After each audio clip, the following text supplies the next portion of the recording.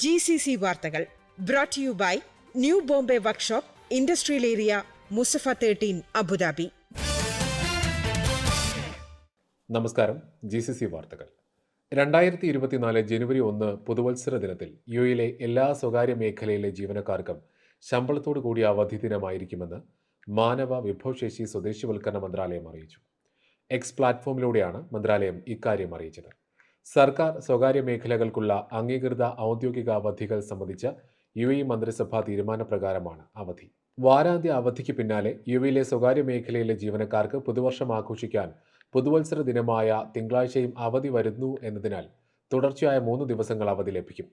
ഇന്ന് രാവിലെ federal authority four government human resource federal സർക്കാർ സ്ഥാപനങ്ങൾക്കും പുതുവത്സര അവധി പ്രഖ്യാപിച്ചിരുന്നു. യുഎഇ നിവാസികൾക്ക് 2024 കുറഞ്ഞത് 13 പൊതു അവധികളെങ്കിലും പ്രതീക്ഷിക്കാം. New Bombay Workshop, A to Z automobile repair under one roof.